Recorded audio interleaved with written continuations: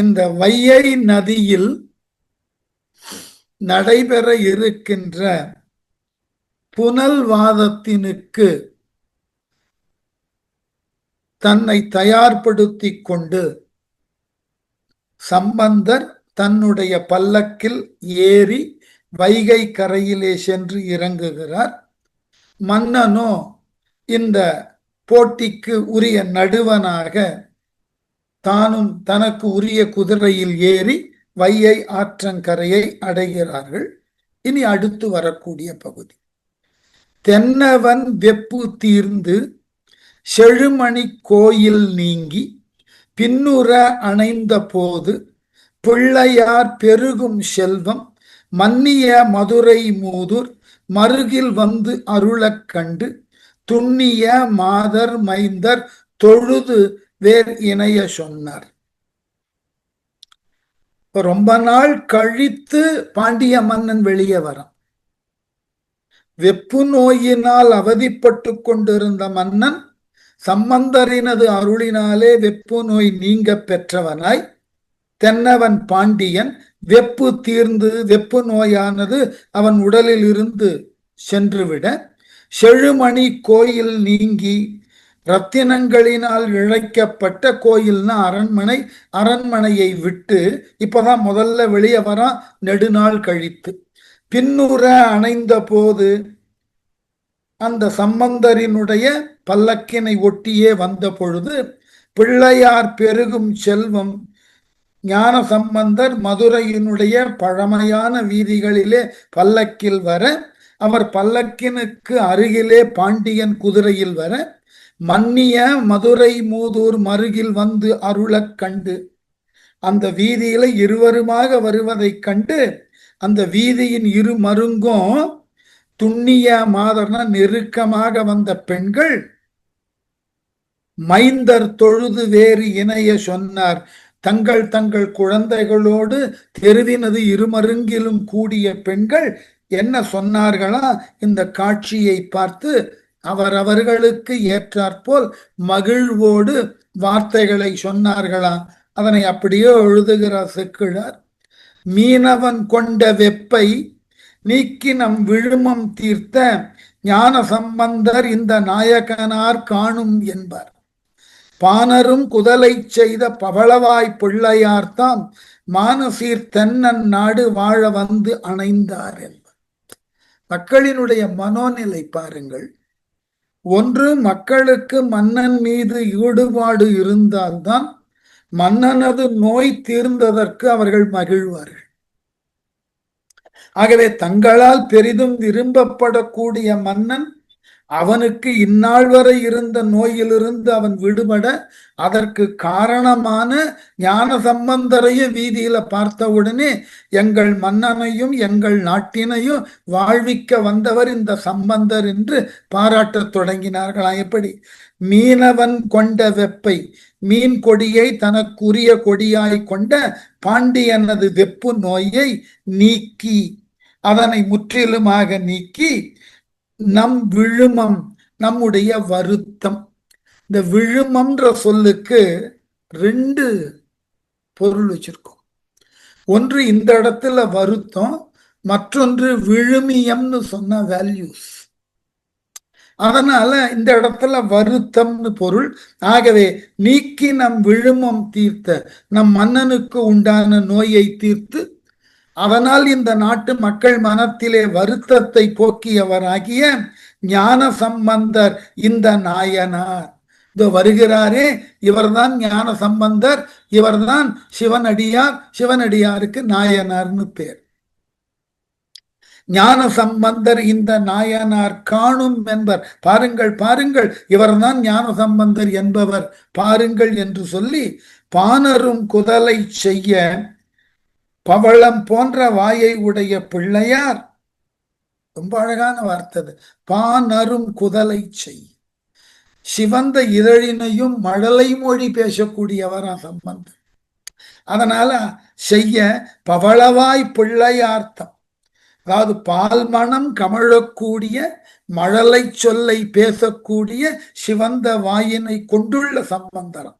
பாணரும் குதலை செய்ய பவளவாய் பிள்ளையார்தான் மானசீர் தென்னன் நாடு என்ன நினைத்து வந்தாராம், பாண்டியனால் ஆளப்படக்கூடிய சிறப்புடைய இந்த நாடு வாழும் பொருட்டு இறையருளால் இங்கு வந்து சேர்ந்தாராம்.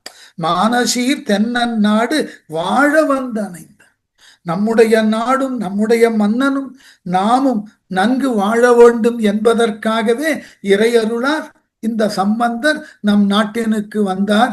என்னே நாம் கொடுத்து வைத்தது, என்னே நமது பாக்கியம் என்று வீதியில இருந்த பெண்களெல்லாம் சம்பந்தரையும் மன்னனையும் பார்த்து தங்கள் மனதில் இருந்த மகிழ்ச்சியை வெளிக்காட்டினார்கள். அடுத்த கதையும் சொல்லணும், இல்ல எதுக்கு வையை நோக்கி போகிறார்கள். மக்களுக்கு இந்த செய்தி எல்லாம் உடனுக்குடனாக எது பரவுகிறதோ இல்லையோ வதந்தி பரவிடு. அதுக்கு ரொம்ப அழகா சொன்னார். தமிழ் தொல் மரபுல நம்ம பேச்சு வழக்கில் சொல்றோம் இல்லையா, வம்பு பேசுதல் அப்படின்னு. ஆனா தொல் தமிழ்ல வம்புன்ற சொல்லுக்கு என்ன பொருள்னா புதுமைன்னு பொருள். வம்பே அப்ப என்ன நோக்கத்துல ஒரு செய்தியை நாம் யார் ஒருவரும் ஏற்றுக்கொள்ளாத அளவில் புதுவிதமாக சொல்லிக் கொண்டே போகிறோமோ அதெல்லாம் வம்பு. புதுசு புதுசா ஏதாவது சொல்லிக்கொண்டே இருக்கும். இப்ப மன்னனை சார்ந்து இந்நாள் வரை மன்னனால் ஆதரிக்கப்பட்ட பெரிய சமயம் சமணம், அது இப்பொழுது தோற்று கொண்டிருக்கிறது. இந்த செய்தி எல்லாம் மக்களுக்கு உடனுக்குடனாக கொண்டு சேர்க்கப்பட்டுவிடும். அதனால என்ன நடந்தது, இனி என்ன நடக்க போகிறது என்பதையெல்லாம் மக்கள் அறிவார்கள். அடுத்த வார்த்தையை பாருங்க. எரியடை வாதில் தோற்றது இவர்க்கு நம் அருகர் என்பார், புரிசடை அண்ணல் நீரே பொருளென கண்டோம் என்பார். பெருகொளி முத்தின் பைம்பொன் சிவிகை மேல் பிள்ளையார்த்தாம் வரும் அழகு என்னே என்பார், வாழ்ந்தன கண்கள் என்பார். கேட்கவா வேண்டி இந்த மாதிரி இடத்துல நம்முடைய கண்கள் செய்த தவம் என்ன? இந்த வார்த்தையை கம்பன் அழகா ஒரு இடத்துல பயன்படுத்தினான். நாமெல்லாம் அந்த பகுதியெல்லாம் தாண்டி வந்துட்டோம். இதுக்கு நேர் எதிர்நிலையில கம்பன் அதை பயன்படுத்துவோம். இங்க சேக்கிழார் என்ன சொல்லுகிறார், இந்த கண்கள் செய்த புண்ணியம்தான் என்ன? இந்த ஞான சம்பந்தரை நம்முடைய நகர வீதியிலே காணுதற்கும் அவரினது தரிசனத்தை பெறுதற்கும் நம் கண்கள் என்ன புண்ணியம் செய்தனவோ அப்படின்னு சேக்கிழார் கேட்டார். கம்பன் இதை நேரா மாற்றி கேட்டான். ராமனை ஒரு ஓலை குடிசையில பார்த்த உடனே குகன் வருத்தப்பட்டு சொன்னான், இந்த உலகத்துல ராமன் பிறந்ததன் பின் அவன் இந்த உலகை ஆள வேண்டும் என்கின்ற ஒரு தகுதியை இந்த நிலைமைகள் இன்னமும் பெறவில்லை போதும். அப்படிப்பட்ட ராமனை நான் பார்த்து கொண்டிருக்கிறேன். ஈர்க்கிலா கண்கள், அவன் மீது வைத்த கண்கள் என்னால் எடுக்கவே முடியல. சொல்றோம் இல்லையா பேச்சு வழக்குல, வச்ச கண்ணு வாங்காம பாக்குறது. ஈர்க்கிலா கல்வன் ஏன் யான் அப்படின்னு ராமனினுடைய திவ்ய தரிசனத்தை என் கண்களால் நான் பார்த்து கவர்ந்து விட்டேன். நான் தன்னை கல்வன் சொல்லிக் கொண்டான் குகன். ஈர்க்கிலா கல்வன் ஏன் யான். இப்ப ராம சௌந்தர்யம்ன்றது அவ்வளவு பெரிய விஷயம். இது ஹனுமன் பின்னாடி சொல்லுவான், அழகா இவர் எழுதி காண்பித்தார் அருணாச்சல கவி. அந்த ராம சௌந்தர்யம் சீதை கிட்ட ஹனுமன் பேசுவதாக. அதனால ராமனினுடைய அழகு அத்தகையது. ஆகவே அதை காண்பவர்கள் கண்கள் புண்ணியம் செய்தன. அதே போல இங்க சேக்கிழார் எழுதுகிறார், இந்த ஞான சம்பந்தரை பார்த்த கண்கள், நம்முடைய கண்கள் இன்றுதான் வாழுதற்கு உண்டான வாய்ப்பை பெற்றது. வாழ்ந்தன கண்கள். இது நாள் வரைக்கும் கண்டவற்றையெல்லாம் கண்டு வந்தோம். இனி அற்புதமானது ஒரு காட்சியை கண்டோம். போது நாம கண்கள் பெற்ற பயன். ஆகவேதான் எரிசடை வாதில் தோற்ற, மன்னிக்கணும், எரியடை வாதில் தோற்ற அனல் வாதத்தில் தோற்றவர்கள் நெருப்பினை கொண்டு செய்த வாதத்தில் தோற்ற இவர்க்கு நம் அருகர் என்பார். வாதத்தில் நம் சமண குருமார்கள் தோற்றது இவருக்கு என்பார். ஆமா, சம்பந்தர் கிட்டதான் வராற, இந்த சம்பந்தர் கிட்டதான் நம்முடைய சமண குருமார்கள் எல்லாம் அனல்வாதம் செய்து தோற்றார்கள். புரிசடை அண்ணல் நீரே, நன்கு சுருண்டு இருக்கக்கூடிய நீண்ட சடாமுடியை உடைய சிவபெருமானினது ஒப்பற்ற திருநீரே பொருளென கண்டோம் என்பார். அதுதான் உண்மையான பொருள், அதுதான் எல்லாவற்றினுக்கும் ஏற்ற பொருள், எல்லா நோயினையும் தீர்க்க வல்ல பொருள். ஆகவே பொருளென கண்டோம் என்பார். பெருகு ஒளி முத்தின் பைம்பொன் சிவிகை மேல் இடைவிடாது பிரகாசிக்கக்கூடிய முத்துக்களினால் பதிக்க பெற்ற பல்லக்கின் மீது அமர்ந்து வருகிறாரே, இவர்தான் ஞான சம்பந்தர், இவர்தான் பிள்ளையார், இவர்தான் ஆளுடைய பிள்ளை என்ற தகுதிக்கு உரியவர். வரும் அழகு என்ன அழகா இருக்கார் பாத்தியா. சிறுவர் தான் இந்த முத்து பல்லக்கில் அவர் அமர்ந்து வரக்கூடிய முறை எவ்வளவு அழகாக இருக்கிறது பார். ஆகவே அரும் அழகு என்னே என்பார், வாழ்ந்தன கண்கள் என்பார். நம்ம கண்களுக்கு இந்த காட்சி ஒன்னே போதும், இதுக்கு மேல காட்சியை பார்க்க வேண்டாம். நாம் இதுகாரும் கண்களை பெற்றதன் பலன் இன்னைக்கு அனுபவிச்சிட்டோம். இதுக்கு மேல இந்த கண்கள் பார்வை பார்க்கும் திறனை இழந்தாலும் தப்பில்லை, பார்க்க வேண்டிய நல்லதை பார்த்தாயிற்று. ரொம்ப அழகான இடம் அது. அது அடுத்து ஏதமே விளைந்தது இந்த அடிகள் மாறி இயல்பால் என்பார். நாதனும் ஆலவாயில் நம்பனே காணும் என்பார். போதமா அதுவும் முக்கட்புராணனை அறிவது என்பார். வேதமும் நீருமாகி விரவிடும் எங்கும் என்பார். இனிமே நம்ம நாட்டுல சிவமயம்தான் எங்கும். எப்பொழுது இந்த அனல்வாதத்திலே இந்த சமண குருமார்களை சம்பந்தர் வென்றாரோ, பாண்டிய மன்னனது வெப்பு நோயை எவ்வாறு சம்பந்தர் தீர்த்தாரோ, இனிமேல் நமக்கு என்ன, இந்த நாடு முழுவதும் இனி சிவமயமாக மாறும். எப்படியாம், ஏதமே விளைந்த இந்த அடிகள்மார் இச்சமண குருமார்கள் இயல்பால் தீமையே விளைந்தது என்பார். ஏன்னா மன்னனுக்கு எந்த நன்மையும் நடக்கல, மன்னனுக்கு உண்டான நோயை அவர்களால் போக்க முடியவில்லை. ஆகவே அடிகள்மார் இயல்பால் என்பார். ஆகவே இந்த அடியர்கள் ஆகிய சமணர்களினது கொடிய வஞ்சனை எல்லாம் இனி எடுபடாது. சம்பந்தர் எல்லாவற்றையும் அடக்க வல்லாராய் வந்து விட்டார். நாதனும் ஆலவாயில் நம்பனே காணும் என்பர். ஆகவே ஆலவாயில் இருக்கக்கூடிய மதுரையினுடைய கோவிலுக்கு ஆலவாய்னு பேர். ஆகவே முழுமுதற் கடவுளாக விற்று இருக்கக்கூடிய ஆளவாய் அண்ணலே நமக்கு இனி வருங்காலத்தினுக்கு உரிய இறைவன் என்று மக்கள் பேசினார்கள். நம்பனே காணும் என்பார். போதமாவதுவும் முக்கட்புராணனை அறிவது என்பார். 3 கண்களை உடைய பழமையான சிவபெருமானை அறிவது ஒன்றுதான் போதம். போதம்னா ஞானம். இனி நம்முடைய வாழ்நாள்ல 3 கண்ணை உடைய சிவபெருமானினது திறத்தை அறிவதுதான் நமக்கு உரிய நல் ஞானம் என்பார்கள். வேதமும் நீருமாகி விரைவிடும் எங்கும் என்பார். மறைகளும் திருநீருமே இனி மதுரையம்பதி முழுவதும், பாண்டிய நாடு முழுவதும் செழிக்க பரவும் என்பார்கள். அவ்வளவு பெரிய மாற்றம் இந்த சம்பந்தர் செய்த இந்த செயலினால் தமிழகத்தினுடைய முக்கிய தலைநகராகிய மதுரையம்பதியும் பாண்டிய நாடும் முற்றிலுமாக சிவமயமாக மாறியது. இதை மக்கள் உறுதிப்படுத்துகிறார்கள் வீதியில் நின்று கொண்டு. அடிகள்மார் முகங்கள் எல்லாம் அழிந்தன பாரீர் என்பர்.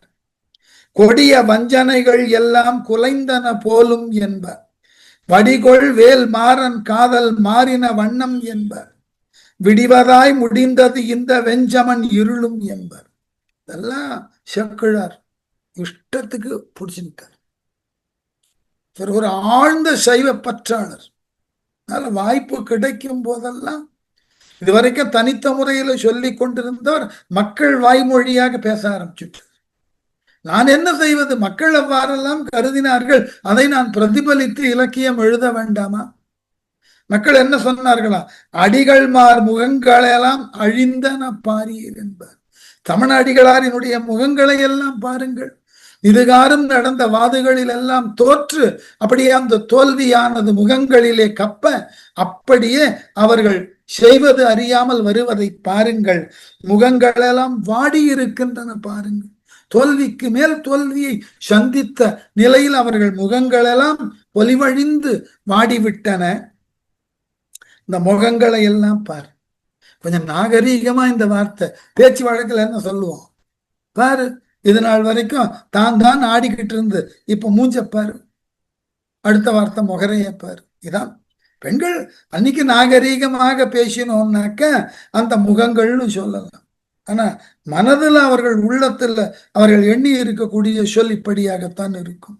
கொடிய வஞ்சனைகளெல்லாம் குலைந்தன போலும் என்பார். இதுகாரும் சமணர்களால் மேற்கொள்ளப்பட்ட கொடுமையான வஞ்சனை செயல்களெல்லாம் இனி தொடராது, அவைகளெல்லாம் குலைந்தன, சம்பந்தரின் வருகையால் அவைகளெல்லாம் அழிக்கப்பட்டு விட்டன என்பார். வடிகொள் வேல் மாறன் காதல் மாறின. ஒளிபொருந்திய வேலை கொண்டுள்ள பாண்டிய மன்னனினுடைய இந்நாள் வரை அவன் கொண்டிருந்த சமண மதத்தின் மீது உண்டான பற்று இனி மாற்றம் பெற்று சைவத்தின் மீது அவன் மனது திரும்பி விட்டது. ஆகவே மாறின வண்ணம் என்பார். விடிவதாய் முடிந்தது இந்த வெஞ்சமன் இரு. இந்த சம்பந்தர் வந்ததினால் இந்த மதுரையிலே சமண மதத்தினது இருளானது கப்பிய நிலையில் இருந்தது. பாண்டிய நாடே சமணம் என்கின்ற இருளினால் கவிந்து கிடந்தது. அதை ஞான சம்பந்தர் என்கின்ற ஒளி வந்து மெல்ல மெல்ல விடிவினை தர முன் வந்தது என்று சொல்லி, நெருப்பினில் தோற்றார் தாங்கள் நீரில் வெல்வார்களோ என்பார். இருப்பு நெஞ்சு உடையரேனும் பிள்ளையார்க்கு எதிரோ என்பார். பருப்பொருள் உணர்ந்தார் தாங்கள் படுவன பாரீர் என்பார். மறுப்புடை கழுக்கோல் செய்தார் மந்திரியார் தாம் என்பார். என்ன ஒரு இந்த விவாதத்தை நாம சரின்னு எடுத்துக்கலாமான்னு கேட்டா, நேற்று சட்டசபையில எதிர்கட்சி தலைவரினுடைய கேள்விகளுக்கெல்லாம் இன்றைய முதல்வர் பதில் சொன்னதை தொலைக்காட்சியில ஒளிபரப்பினா அதே மாதிரிதான் இருக்கு. இன்னைக்கு செக்குழார் இந்த மாதிரி பேசுவதை தான் கொஞ்சம் மாற்றி நேற்று முதலமைச்சர் சட்டசபையில பேசியிருக்கிறது. ஒரே மாதிரி தான். பொருள் நோக்கெல்லாம் மாற்றம் இல்லை, சொல்ல அளவில் மாற்றம். நோக்கம் எல்லாம் எதிரியை இழிவுபடுத்தணும், ஏளனம் செய்யணும் என்பதுதான். பாருங்க, நெருப்பினில் தோற்றார். ஏற்கனவே அனல்வாதத்துல தோற்றாயிற்று. அப்புறம் என்ன, இந்த புனல்வாதத்துல மாத்திரம் ஜெயிச்சிருவாங்களோ? தாங்கள் நீரில் வெல்வார்களோ? அப்ப புனல்வாதத்துல அப்படியே ஜெயிச்சு கிழிச்சிருவாங்க. இதான் பேச்சு. ஏற்கனவே நெருப்பிலேயே தோத்தாச்சு, அப்புறம் என்ன இங்க? சரி என்பார். இரும்பு நெஞ்சு உடையரேனும், இந்த சமணர்கள் மட்டுமல்ல, சமணர்களை போன்று வேறு யாரேனும் கடுமையான இரும்பை போன்று எண்ணம் உடையவர்களாக இருந்தாலும் பரவாயில்ல, அவர்களெல்லாம் சம்பந்தர் முன்னாடி ஒண்ணும் பண்ண முடியாது. பிள்ளையார்க்கு எதிரோ என்பர். யாரு ஞான சம்பந்தரை எதிர்த்துற முடியுமா? இரும்பை போல் வன்மையான எண்ணம் உடையவர்கள், வன்மையான நெஞ்சுரம் உடையவர்கள் சம்பந்தரை சிறார் என்று எண்ணி வாதுக்கு வந்தால் சம்பந்தர் அவங்களால ஜெயிக்க முடியுமா? சான்ஸே கிடையாது. எப்படி அரசியல்வாதிகள் மாதிரி எழுதுறாரு பாருங்க கவிதையை என்பர். பருப்பொருள் உணர்ந்தார் தாங்கள் படுவன பாரீர் என்பர். ரொம்ப அழகான இடம். பருப்பொருள்னா நுண்பொருளை விடுத்து பருப்பொருளை மட்டுமே உணர்ந்த அவ்வளவில். இது கொஞ்சம் சமணவாதம், புரிஞ்சுக்கணும். சமணர்களுக்கு பருப்பொருள் தான் தெரியும். பருப்பொருள்னா கண்ணுக்கு தெரிந்ததை நம்புவார்கள். கண் முன்னே காட்சி அளவையில் உள்ளதை அவர்கள் நம்புவார்கள்.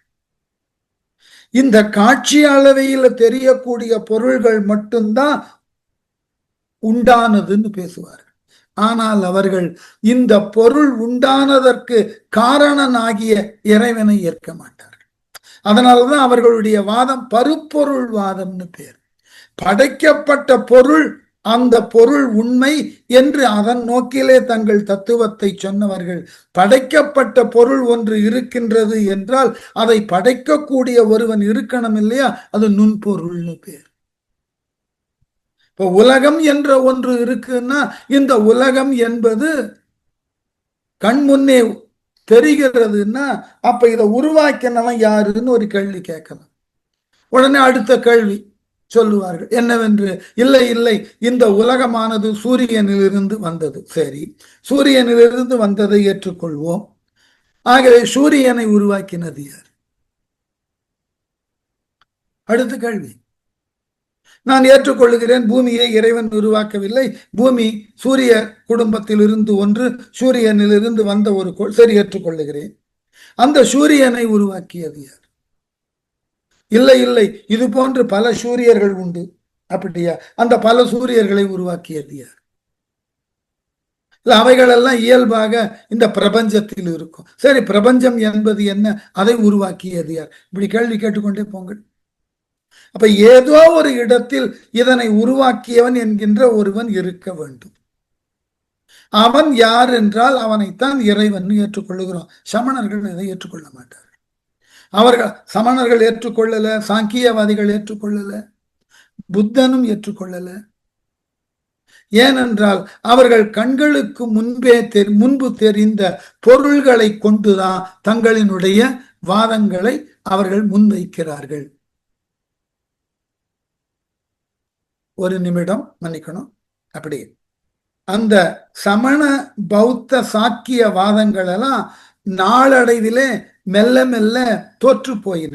என்ன காரணம்னாக்க, கண்முன்னே தெரியக்கூடிய பொருள் இருக்கு, ஆனால் அந்த பொருள் தானாக உருவாகியது என்பதை எவ்வாறு ஏற்றுக்கொள்வது? இதுதான் நம்ம உலகளாவிய நிலையில பேசுகிறோம், காரண காரிய கோட்பாடுகள். அதனால இந்த கோட்பாட்டை இவர்கள் அழகா நுணுக்கமா இந்த இடத்துல சொன்னார். என்னவா? பருப்பொருள் உணர்ந்தார். கண்ணுக்கு முன்னாடி தெரியக்கூடிய பருப்பொருளை மட்டுமே இவர்கள் அறிகிறார்கள். இந்த பொருளை உருவாக்கியவன் என்கின்ற ஒருவன் இருந்தாக வேண்டும் என்ற நுண்பொருளை அறியாதவர்கள். ஆகவே இவர்களது அறிவு குறையறிவு.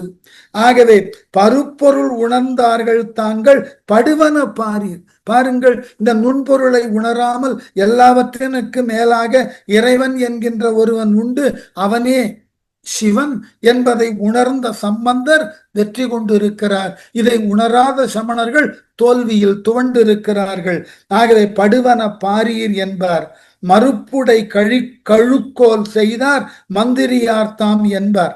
கொம்புகளை போன்று கூர்மையான கழுமரங்களை அமைச்சரான குலச்சிறையார் தாம் செய்வித்து உள்ளார்.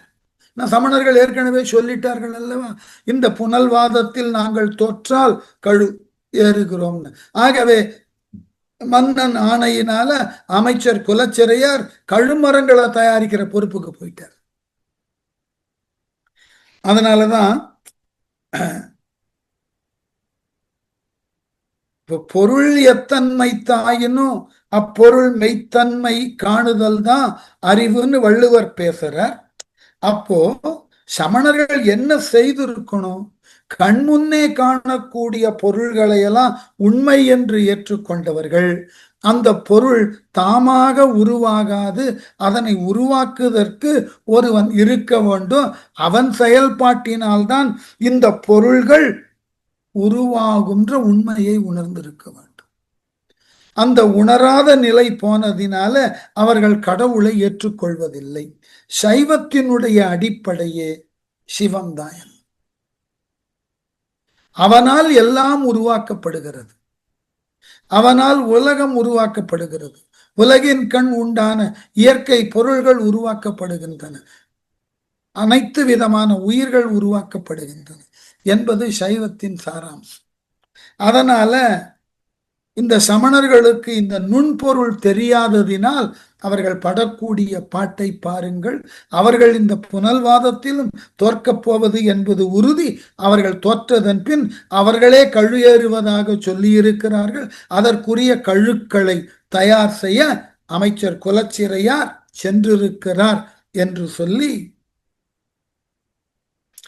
ஏடுகள் வைகை தன்னில் இடுவதற்கு அணைந்தார் என்பார், ஓடு நீருடன் செல்லாது நிற்குமோ ஓலை என்பார், நீடிய ஞானம் பெற்றார் நிறுத்தவும் வல்லார் என்பார், நாடலாம் காண இங்கு நன்னுவர் காணீர் என்பார்.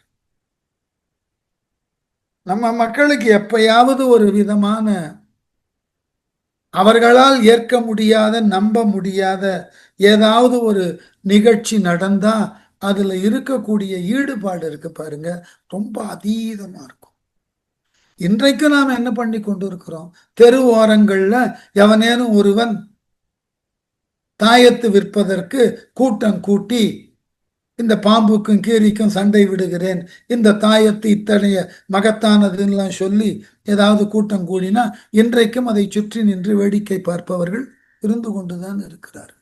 யாரும் மாறல, யாரும்.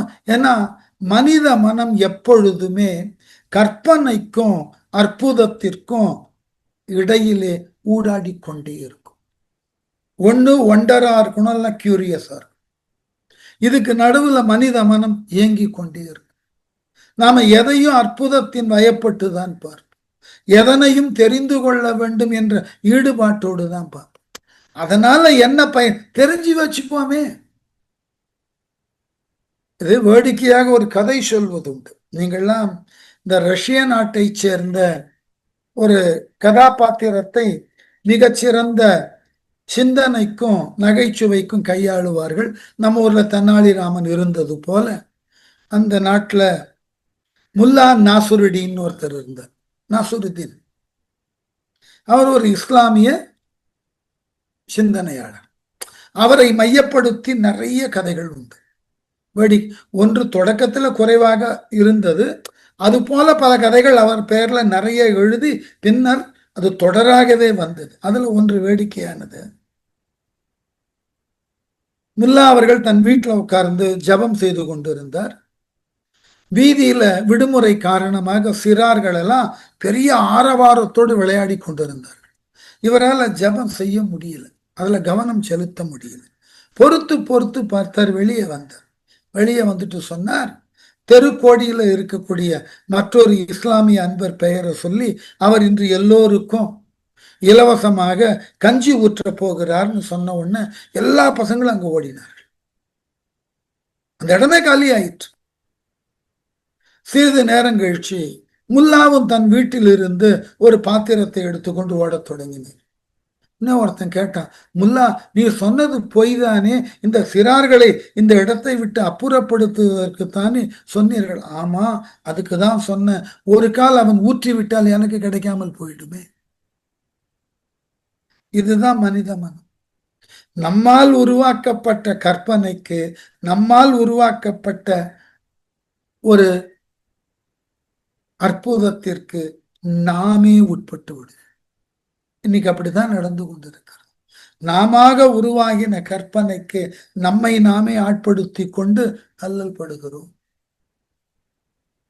இது மனித மனத்தினுடைய இயல்பு. அதனால என்ன கேட்டார்களா, ஏடுகள் வையை தன்னில் இடுவதற்கு அணைந்தார் என்பர். உடனே அடுத்தவன் கேட்க, எதுக்கு இந்த வீதியில எல்லாம் வராங்க? சம்பந்தரும் மன்னரும் சமண அடியார்களோடு சேர்ந்து ஒரு புனல்வாதம் செய்ததற்காக இந்த வைகை ஆற்றில ஏடு எழுதி விட வருகிறார்கள். அப்படியா? கேட்டுட்டு ஒருத்தன் கேட்டான், ஓடு நீருடன் செலாது நிற்குமோ ஓலை என்பர். ஓடுற நீர்ல ஓலை எழுதி போட்டா நிற்குமோ? அது எப்படி நிற்கும்? இதுல போட்டியே அபத்தமா இருக்கு. ஓடக்கூடிய நீர்ல ஓலை, பனை ஓலையில எழுதப்பட்ட என்னவாக இருந்தாலும் அந்த வெள்ளத்தோடெல்லாம் அடித்து கொண்டு போகும். எப்படி அது நிற்கும்? இது புதுவிதமான போட்டியாக இருக்கிறது. ஆச்சரியம் எல்லாரும். நீடிய ஞானம் பெற்றார் நிறுத்தவும் வல்லார் என்பர். ஆமாமா, நல்ல ஞானமுடைய சம்பந்தர் அதை நிறுத்திடுவார். நம்மாலதான் முடியாது, சமணர்களால தான் முடியாது. ரொம்ப அனுபவம் மிக்க ஞானம் பெற்றவர் யாரு? சம்பந்தர். அவர் எழுதின போல நிற்கும். அதுதான் அவருடைய திறமை, அதுதான் அவருடைய ஆற்றல். அவரால் அது செய்ய முடியும். அதனாலதான் நாடலாம் காண இங்கு நன்னுவார் காணிற. ஊர்ல இருக்கிற எல்லாம் வைகை கரையிலே வந்து நிக்கிறான் பாரு. இந்த இடத்துல ஒரு அழகான ஒரு நகைச்சுவையை சொல்லணும், அப்பதான் புரியும் இது எப்படின்னு. எந்த படமெல்லாம் எனக்கு தெரியாது. வடிவேலு ஒரு ஊருக்குள்ள போயிட்டு, நான் உங்களுக்கு முன்னாடி கடவுளை காட்டுகிறேன், கடவுளை காட்டலன்னா நீ கொடுத்த பணத்தினுக்கு 2 மடங்கா திருப்பி தர, எல்லோரும் 100 ரூபாய் கொடுங்கள், நான் நாளை குறிப்பிட்ட நேரத்தில் கடவுளை உங்களுக்கு காட்டவில்லை என்றால் உங்களுக்கு 100க்கு பதிலாக 200 தர. இந்த மக்கள் எல்லாம் என்ன நம்பினார்கள், இவனால் கடவுளை காட்ட முடியாது, எல்லாரும் ஆளுக்கு 100 ரூபாய் கொடுத்துட்டு சொல்லிட்டு ரொம்ப அழகா சொன்னான். அந்த கடவுளை நான் திருமணமானவர்களுக்கு மட்டும்தான் காட்ட முடியும். மறுநாள் எல்லோரும் திருமணமானவர்கள்லாம் அங்க வந்திருப்பார்கள், ஆடவர்கள் எல்லாம். உடனே முதல் நாளே சொல்லியிருப்பான், எல்லோரும் குளித்து சுத்தமாக வரும், எல்லாம் குளித்து சுத்தமாக வரும். உடனே இவன் சொல்லக்கூடிய நேரம் நெருங்க நெருங்க எல்லோரும் ஆவலாக வானத்தை பார்த்திருப்பார்கள். அந்த கடைசி மணித்துளியில சொல்லுவோம், யாருடைய இங்கு வந்துள்ள ஆடவர்களுள் யாருடைய மனைவி எல்லாம் உத்தமையோ கற்புக்கரசியோ அவர்கள் கண்ணுக்குத்தான் இந்த கடவுள் கண்ணுக்கு தெரிவார்.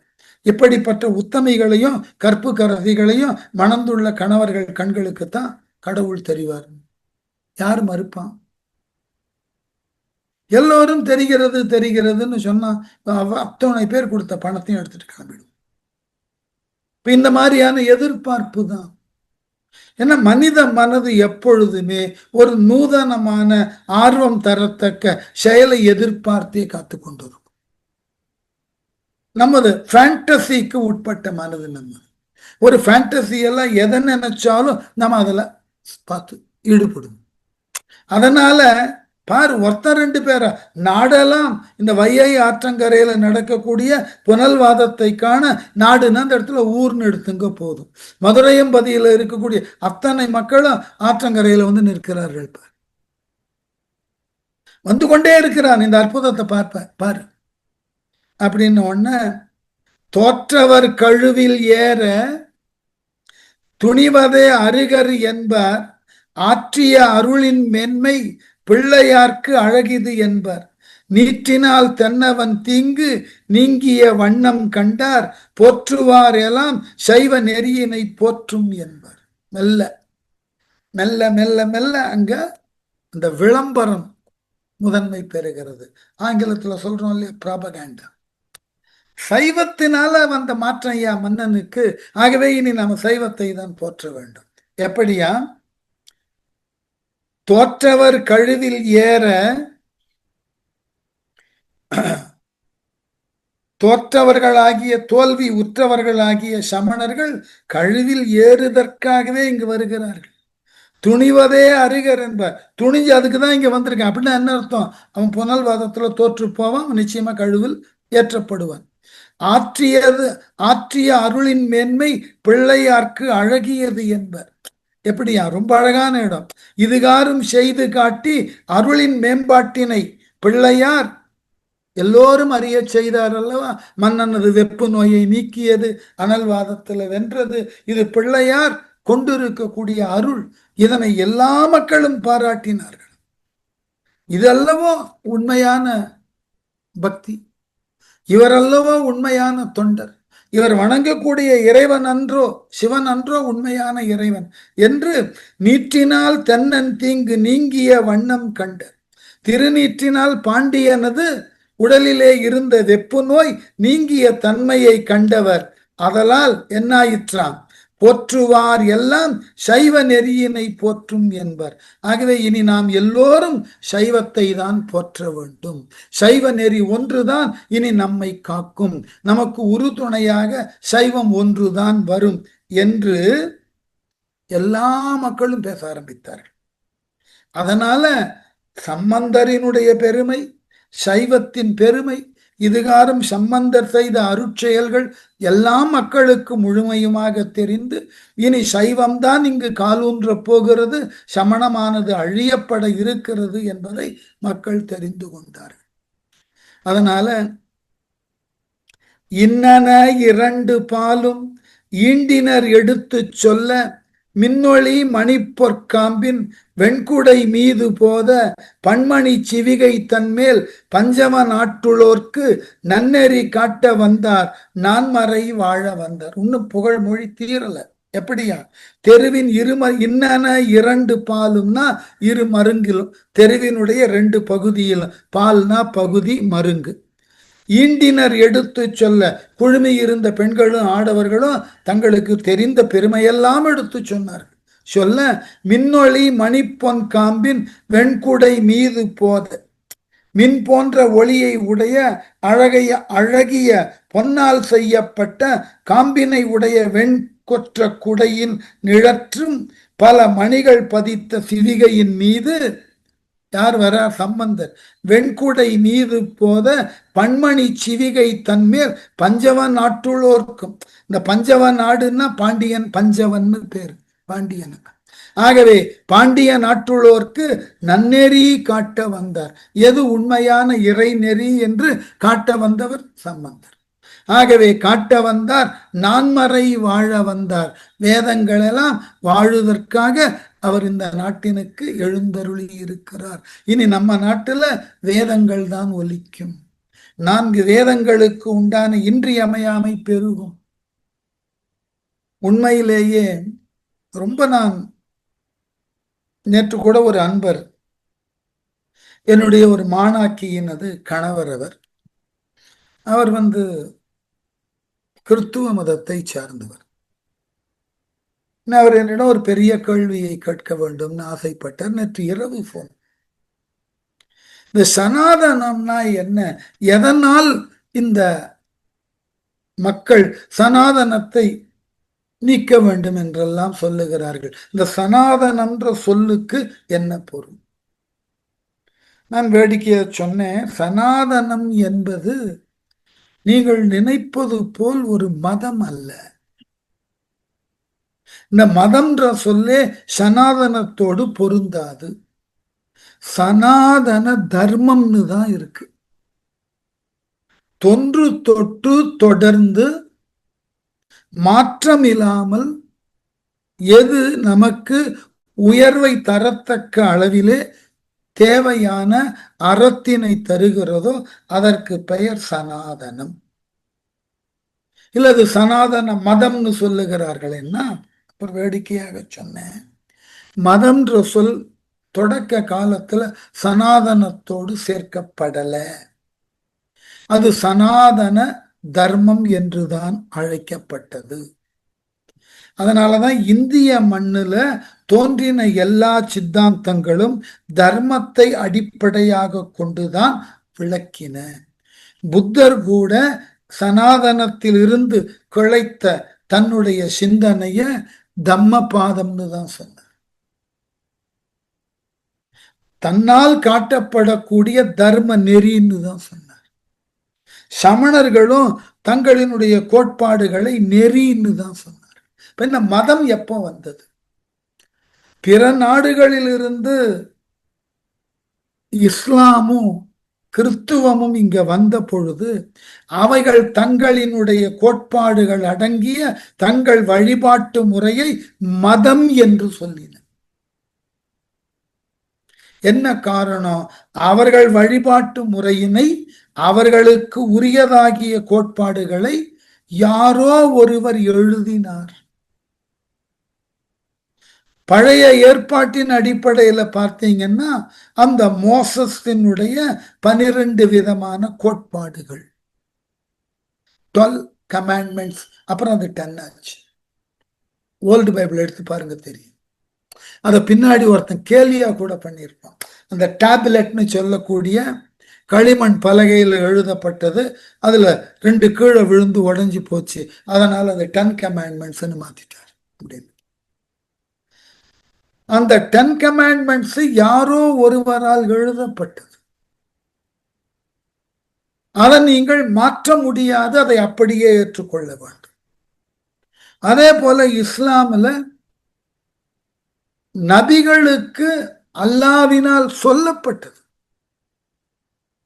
யாரோ ஒருவரால் ஒருவருக்கு சொல்லப்பட்டது. அதனை அப்படியே எழுதப்பட்டது, அதை நீங்க மாற்ற முடியாது. ஏன்னா சொல்லியவன் இறைவன், இறைவனுடைய சொல்ல நீ ஆராய்ச்சி பண்ணலாமா? ஏற்கத்தான் மாட்டோம். ஆகவே அவர்கள் தங்களுக்கு முன்னோர்களாக விளங்கியவர்களால் சொல்லப்பட்டவைகளை கோட்பாடு என்று எடுத்துக்கொண்டு அதை பின்பற்றுதற்கு உண்டான வழிமுறையை ரிலிஜியன், மதம் என்ற முறையில் அழைத்தார்கள். அப்படி தங்கள் கோட்பாடுகளை மதம் என்று அழைத்தவர்கள் தாங்கள் வந்தேறிய இந்த நாட்டில் இருக்கக்கூடிய சனாதன தர்மத்தை இங்கு இருக்கக்கூடிய எல்லா மக்களும் பின்பற்றுவதை பார்த்து இதனை சனாதனிகள் சனாதன மதம் என்று மாற்றி, அப்பொழுதுதான் இந்த மதம் என்ற சொல்லே இங்கு செல்வாக்கு பெற்று. ஏனென்றால் நம்முடைய சனாதனத்துல பல்வேறு விதமான வழிபாட்டு முறைகள் மிகுந்த லெகுவான தன்மையில் இருக்கும். அதாவது ரொம்ப ஏற்றுக்கொள்ளக்கூடிய மக்களினுக்கு உண்டான இயல்பினுக்கு ஏற்றாற் போல இருக்கு. அதுல ரிஜிடிட்டியே கிடையாது. இறைவனை நீங்கள் எண்ணலாம். தொன்று தொட்டு காலந்தோறும் அவரவர்கள் காலத்துல அவர்கள் உணர்ந்த உண்மைகளை தொகுத்து சொல்லி வந்திருக்கிறார்கள். அதை நாம கேட்டு அதை அப்படியே ஏற்றுக்கொள்ளலாம், பின்பற்றலாம். இல்ல அதிலிருந்து நமக்கு புதிய சிந்தனை வந்ததுன்னா அதை நாம நம்முடைய பங்களிப்பா கொடுக்கலாம், உலகம் ஏத்துக்கும். ஆகவே நம்முடைய சனாதன தர்மத்துல இதுகாரும் சொன்னவர்களினுடைய கருத்துக்களை நாம விவாதத்திற்கு உட்படுத்தலாம். அதன் மூலமாக புதிய விவாதத்தை ஏற்படுத்தலாம். அந்த விவாதத்தின் வாயிலாக கண்டறியப்பட்ட உண்மைகளை அந்த மூல நூலோடு சேர்த்து பார்க்கலாம். இத்துணை உரிமையும் நமக்கு உண்டு. ஆனால் மதங்கள் என்ற பெயரிலே தங்கள் கோட்பாடுகளை வகுத்து கொண்டு வந்தன எல்லாம் அவர்களால் சொல்லப்பட்ட கோட்பாடுகளை உங்களால் விவாதிக்கவோ அல்லது அவைகளின் மீது ஒரு விவாத மேடையை அமைக்கவோ முடியாது, கூடாது. சனாதனத்துல ஒரு பெரிய நன்மை என்னவென்றால் தொன்று தொட்டு காலம் காலமாய் தனக்கு தேவையான இந்த சமூகத்திற்கு ஏற்றாற் போல மாற்றத்தை அது உள்வாங்கி கொண்டு செயல்படுகிறது. அதனால சனாதனம் என்கின்ற ஒன்று மாற்றம் இல்லாதது. ரொம்ப ஆச்சரியப்படுவேன். நாங்கள் சனாதனத்தை அழிக்க போகிறோம், எப்படி முடியும்? இது ஒரு மதம் அல்ல, இது ஒரு மதம் அல்ல. அவன் வழிபடுவதற்கு உண்டான தெய்வங்கள் எதுவாக இருந்தாலும் அவைகளுக்கெல்லாம் அப்பாற்பட்டு மானுட அறத்தை பேசுவது சனாதனம். மனிதர்களுக்கு உண்டான அறம், எத்திக்ஸ். மனிதன் எவ்வாறு நடந்து கொள்ள வேண்டும், ஒரு மனிதன் மற்றொரு மனிதனிடம் எவ்வாறு நடக்க வேண்டும், ஒரு மனிதன் இல்வாழ்க்கையில் எப்படி இருக்க வேண்டும், பொது வாழ்க்கையில் எப்படி இருக்க வேண்டும், அவன் அருளாளனாக இருந்தால் அந்த வாழ்க்கை முறையில் எப்படி இருக்க வேண்டும் என்பனவற்றை எல்லாம் வாழ்ந்து காட்டியவர்கள் வழி வழியாக எடுத்து சொன்ன அறங்களை உள்ளடக்கியது சனாதனம். பலர் கான்ட்ரிபியூட் பண்ணியிருக்கார்கள், ஒருவர் இருவர் அல்ல, பலர். அதனால இன்றைய அளவும் அந்த சனாதனம் நின்று நிலவுகிறது. இதை அழிக்க ஒழிக்கலாம் முடியாது. ஆனால் யாரோ ஒருவரால் சொல்லப்பட்ட, அவருக்கு இவர்கள் கொடுத்த பெயர் கடவுள், அவரால் சொல்லப்பட்ட கருத்தை நான் விவாதிக்கிறேன்னா விவாதிக்க கூடாது. அப்படி நீங்கள் விவாதிப்பதற்கு உட்பட்டீர்கள் என்றால் உங்களை இஸ்லாமியன்னு சொல்ல மாட்டான். அதற்கு மேலாக உங்களுக்கு கடுமையான தண்டனை. அதே போலதான் கிறிஸ்துவத்தினுடைய 10 கோட்பாடுகளை விவாதிக்க முடியாது. அது சொல்லப்பட்டது, இறைவனால் அவருக்கு சொல்லப்பட்டது, அவர் அப்படியே அதை எழுதி வைத்தார், அதோட முடிஞ்சு போச்சு. அதை நீ ஏற்றே ஆக வேண்டும், மாற்று சிந்தனைக்கெல்லாம் போகக்கூடாது. அப்போ இது போன்றதாகிய கோட்பாடுகள் தான் நம்முடைய பண்பாட்டினுடைய ஊற்றுக்கண்கள். ஏனென்றால் கடவுள் வழிபாடு, நான் கடவுளை ஏற்றுக்கொள்ளுகிறேன், ஏற்றுக்கொண்டிருக்கிறேன். அந்த கடவுளை இப்படித்தான் வழிபாடு செய்ய வேண்டும் என்ற வரையறை கிடையாது. அந்த வரையறை இருந்தால் அந்த மதமானது, அதனது கொள்கைகளானது யாரோ வேறு ஒருவரால் வகுக்கப்பட்டதாய். ஆனால் இந்த சனாதனத்தில் அந்த சிக்கலே கிடையாது. நீங்கள் பகவத்கீதையையும் விவாதிக்கலாம், விதுர நீதியையும் விவாதிக்கலாம், நீதி நூல்ல சொல்லப்பட்ட நீதியை விவாதிக்கலாம், தவிர்க்க முடியாது. இது போன்றதாகிய ஒரு விவாதத்தினை தன்னுள் எடுத்துக்கொண்டு அதற்கு உண்டான விடையை தேடுதல் தான் ஞானத்தின் வெளிப்பாடுன்னு சைவம் நம்புகிறது, அல்லது சனாதனம் நம்புகிறது. அதனால இது ஒரு நல்ல வழிபாட்டு முறை. உண்மையை தேடுதல், அவ்வளவுதான். எல்லாவற்றினுக்கு அடிப்படை உண்மை. அந்த உண்மையை தேடி நெடிய பயணம்தான். அந்த உண்மையை தேடுகின்ற பொழுது தேடி முடிந்ததன் பின் நமக்கு அந்த உண்மை நம்மை முற்றிலுமாக ஆட்படுத்தும். இதை நம்ம புரிந்து கொள்வதே இல்லை. அதனாலதான் இந்த ஞான சம்பந்தர் பாண்டியனால் ஆளப்பெறும் நம்முடைய நாட்டினுக்கு நல்ல நெறியை காட்டுவதற்காக வந்திருக்கிறார்.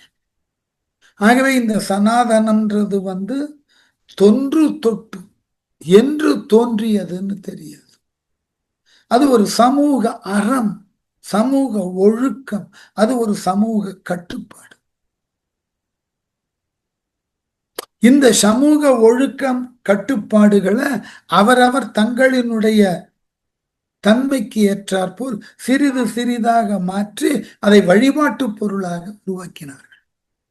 தப்புதான். சனாதனம் என்பது அவரவர் சிந்தனைக்கும் உண்டான விருந்தாய் அமைவது. இப்பொழுது சிவன் கோவிலில் இருக்கக்கூடிய சனாதனத்தின் உரு மெல்ல மெல்ல நாம் வழிபட வழிபட அதனினுடைய அமைப்பு நம் உள்ளத்தில் வேறாக பதியும், மாறாக வெளிப்படும். அதுதான் பெரிய விஷயம். ஆகவே பிற மதங்களினால் அதனை அவ்வாறு செய்ய முடியாது. ஆகவே அவர்கள் தங்களினது கோட்பாடுகளை மதங்கள் என்று எண்ணியது போல இந்த இந்திய நாட்டில் சனாதனத்தை பின்பற்றக்கூடியவர்களினுடைய செயல்பாட்டையும் தங்களினது மத கோட்பாடுகளை போல் அவைகளும் கோட்பாடுகளை கொண்டிருக்கும் என்ற எண்ணத்துல இவர்கள் மதம் பெயரை கொடுத்தார். தொடக்கத்துல இந்த மதம்ன்ற சொல் நம்மது கிடையாது, இப்பவும் நம்மது கிடையாது. நீங்கள் அகராதி எடுத்து பார்த்தீங்கன்னா மதம்ன்ற சொல் வடமொழியில் இருந்து வந்தது. இன்னமும் சொல்ல போனால் அது வடமொழி என்பதே ஐயம். அவ்வளவு தொன்மையானது புத்த மதத்தினுடைய சொல் போல காட்சி. அதனால இந்த சம்பந்தரினை பாராட்டி எப்படியா தென் தமிழ் விளங்க வந்த திரு கழுமலத்தான் வந்தான். திருக்கழுமலம் என்பது சீர்காழிக்கு இன்னொரு பெயர். அவன் எதற்காக அவதரித்தாரா? தென் தமிழ் விளங்க. இந்த தென்னாட்டில் இருக்கக்கூடிய தமிழ் மொழியானது எல்லோராலும் பாராட்டப்படக்கூடிய நிலையில உயர்ந்திருக்க வேண்டும், விளங்கி அமைய வேண்டும் என்பதற்காக திருக்கழுமலம் என்ற தலத்திலிருந்து சம்பந்தர் என்கின்ற ஒருவர் வந்திருக்கிறார். மன்றுளார் அளித்த ஞான வட்டில் வன் கையன் வந்தான். அதாவது சிவஞானம் என்கின்ற அமுதத்தை இறைவனே முன்வந்து பொன் வட்டிலிருந்து எடுத்து ஊட்டப்பெற்ற சம்பந்தன் வந்தான். ஆகவே மன்றுளார் அளித்த ஞான வட்டில் வன்கையன் வந்தான். வென்று உலகு உய்ய மீள வையையில் வெல்வான் வந்தான். இதுகாரும் அவன் எடுத்துக்கொண்ட முயற்சிகள் அனைத்திலும் வெற்றியை பெற்றவன். இந்த உலகமானது, இந்த பாண்டிய நாடானது இனி காப்பாற்றப்பட வேண்டும். சமணர்கள் பிடியில் இருந்து விலகி சைவத்தினை பின்பற்றி அதனால் இங்குள்ள மக்கள் காப்பாற்றப்பட வேண்டும் என்று இந்த நாடு உய்வதற்காக வையையில் வெல்வான் வந்தான். வையையில் வெல்வான், வையையிலே உண்டான நீர், அந்த நீர்பெருக்கிலே மேற்கொள்ள இருக்கக்கூடிய புனல்வாதத்தினை வெல்லுதற்காக வந்தான் என்று பன்மணி சின்னங்கள் எந்திசை நெருங்கி ஒலிக்க இவ்வாறு சொல்லி பல அழகிய முத்து சின்னங்கள் எண் திசைகளிலும் விளங்கி ஒலிக்கக்கூடிய அளவில் ஆரவாரம் செய்தார்கள் மக்கள் பல்லக்கினே அமர்ந்து வந்த சம்பந்தருக்காய். பன்மணி முரசம் சூழ்ந்த பல்லியம் இயம்ப பின்னே தென்னனும் தேவியாரும் உடன் செல திரண்டு செல்லும் புன்னெறி அமணர் வேரோர் புடைவர புகழி வேந்தர் மன்னிய வையை ஆற்றின் கரைமிசை மருவ வந்தர்.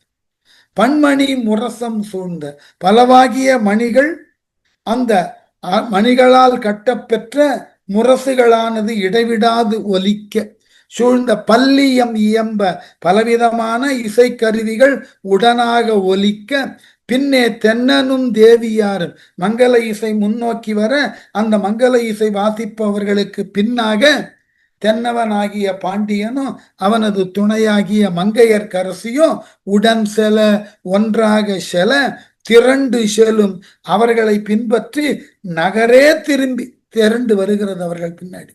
புன்னெறி அமணர் வேறோர் புல்லிய அறிவை உடைய சமணர்கள் வேறு ஓர் புடைவர அவர்கள் ஒரு பக்கத்துல வந்து கொண்டு இருக்கிறார்கள். புகழி வேந்தர் சீர்காழியின் மன்னனாகிய சம்பந்தன் மன்னிய வையை ஆற்றின், மன்னிய வையை யாருன்னா நிலை பெற்ற வையையார். இப்பெல்லாம் போய் பாருங்க நீரே காணும். மன்னிய வையை ஆற்றின் கரை மிசை மருவ வந்தார். அதனது கரையிலே வந்து இறங்குவதற்காக அதன் அருகே சம்பந்தர் வந்து சேர்ந்தார். கார்கழு பருவம் வாய்ப்ப காமுரு மகளிர் உள்ளம் சீர்கழு கணவன் தன்பால் விரைவுறச் செல்லும் ஆப்போல் நீர்கழு பவ்வம் நோக்கி நிறைத்திரை இறைத்து செல்லும் பார்கழு புகழின் மிக்க பண்புடை வையையார். வைகையார் என்ன அழகான ஒரு ஓமை. கார்கழு பருவம் வாய்ப்பு, கார்காலம் வந்து விட்டது என்றால் கணவனோடு வாழ்ந்து பழகிய பெண்களுக்கெல்லாம் அந்த கார்காலத்துல தங்கள் கணவன் மீண்டும் தங்கள் இல்லம் நோக்கி வந்துவிட வேண்டும் என்று இவர்கள் உள்ளத்துல காமுரு மகளிர் தங்கள் உள்ளத்துல அந்த தலைவனுக்காக அவன் வரவினுக்காக மனம் சிறப்புடைய கணவனிடம் விரைந்து செல்வதை போல். மழைக்காலம் வந்து கொண்டிருக்கிறது, நம்மை பிரிந்து சென்ற தலைவன் இன்னமும் ஏன் வரவில்லை என்று அவன் வரும் திசை நோக்கி இந்த அழகிய கற்புடைய பெண்களினது உள்ளம் செல்லுவது போல் சீர்கழு கணவன் பால் கணவன் தன்பால் விரைவுறச் செல்லுமா போல் அந்த எண்ணமானது, இந்த பெண்களினது எண்ணமானது விரைவாக மழைக்காலம் தொடங்குவதற்கு முன்பே தங்கள் கணவன் இங்கு வர வேண்டும் என்ற அவர்களினது எண்ணம் பிரிந்திருக்கக்கூடிய தலைவனை தேடி சென்று அவன் உள்ளத்தில் சென்று பதிவது போல, விரைவுறச் செல்லுவது போல நீர்கழு பவ்வம் நோக்கி, நீரினால் மிகுத்து காணப்படக்கூடிய பவ்வம் கடல், கடல் நோக்கி நிறைத்திரை இறைத்து நிறைவான அலைகளை ஆரவாரமாக ஒலித்து கொண்டு செல்லும் பார்கழு புகழின் முக்க உலகத்தோரால் புகழப்படக்கூடிய வையை நதி பண்புடை வையை யாறு, பண்பிலே சிறந்த வைகை நதி அவ்வாறு ஓடிக்கொண்டிருந்தது. எப்படி கார்காலத்திலே கணவனை நாடும் மகளிரை போல் கடலை நாடக்கூடிய அவ்வை மன்னிக்கணும் வையை நதி செழிப்புடன் ஓடியது.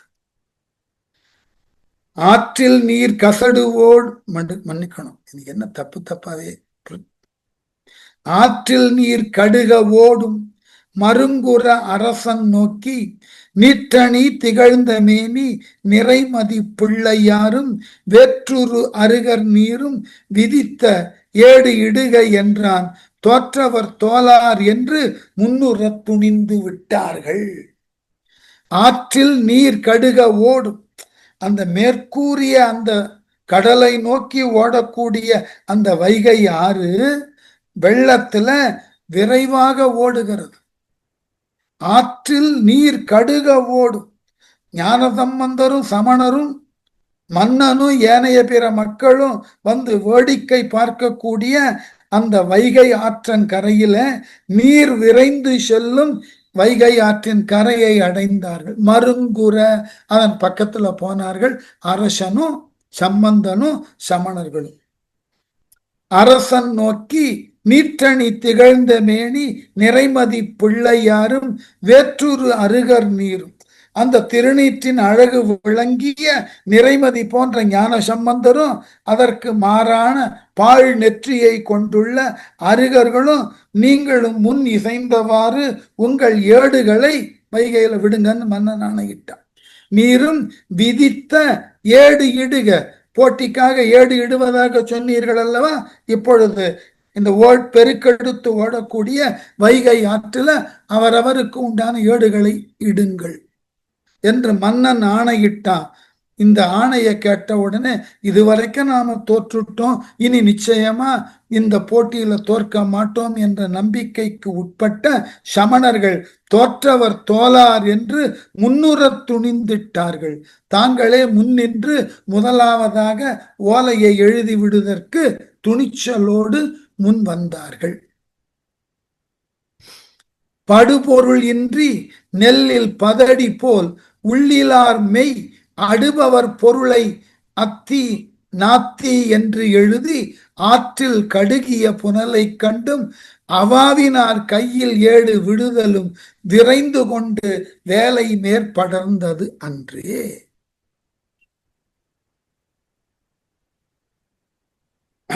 எப்படியா? படுபொருள் இன்றி, குறிப்பு ரொம்ப அழகா, படுபொருள் நெல்லுல உள்ள அரிசி இருந்தா அதுக்கு பேரு நெல்லுன்னு பேர். உள்ள அரிசி இல்லாம நெல்லு போல காட்சி அளிக்கிறதுக்கு பதடுன்னு பேர். வள்ளுவர் அழகா பயன்படுத்துவார் இந்த சொல்ல. பயனில் சொல் பாராட்டுவானை மகன் எனல் மக்கட்பதடு எனல். அதனால படுபொருள் இன்றி நெல்லில் பதடி போல், உள்ள அரிசி இல்லாத பதடு போல இருக்கக்கூடிய சமணர்களா மெய் அடுபவர் பொருளை, அந்த மாதிரி உள்ளீடான உண்மை தத்துவத்தை கொண்டிராத இந்த சமணர்கள் தாங்கள் எழுதின ஓலையில அத்தி நாத்தி அஸ்தி நாத்தின்னு ஒரு சொல் அவர்களுக்கு எப்பொழுதுமே பின்பற்றக்கூடிய ஒரு தாரக மந்திரம். அந்த துன்பம் உற்றவர்களுக்கு அலால் இன்பம் இல்லை ஆதலால் என திருத்தக்க தேவர் துன்பம் துன்பம் துன்பம் துன்பத்திற்கோல் எல்லை காணின் இன்பம் இன்பம்னு பாரதியாரும் பின்னாடி குயில் பாட்டுல சொன்னார் அல்லவா, அது போல அஸ்தி நாஸ்தி என்று எழுதி ஆற்றில் கடுகிய புனலை கண்டு பெருக்கெடுத்து ஓடக்கூடிய நீர்பெருக்கை பார்த்ததன் பின்னும் கொஞ்சம் கூட யோசிக்காம ஓலை சுவடியில அஸ்தி நாஸ்தின்னு எழுதி விட்டார்கள். கண்டு அவாவினால் கையில் ஏடு விடுதலும், தாங்கள் வெற்றி பெற வேண்டும் என்ற ஆர்வத்தினால் தங்களால் எழுதப்பட்ட இந்த சமணம் சார்ந்த தத்துவம் நிச்சயமாக வெற்றி பெறும், எழுதிவிட்ட ஓலை ஆற்று வெள்ளத்தினை எதிர்த்து நிற்கும் என்ற நம்பிக்கையில எழுதிவிட்டார்கள். கையில் ஏடு விடுதலும், அந்த ஏடு என்னாச்சா, விரைந்து கொண்டு வேலை மேற்படர்ந்ததன்று. வையை வெள்ளம் அந்த ஏட்டினை விரைவாக எடுத்துக்கொண்டு கடல்ல கலக்கிறதுக்கு போயிட்டு போட்டதும் தெரியல, அந்த எடுத்து கொண்டு சென்ற வேகமும் இவர்கள் பார்க்கவில்லை. ஆகவே சமணர்கள் எழுதியிட்ட ஓலை ஆற்று வெள்ளத்தில் அடித்து செல்லப்பட்டது.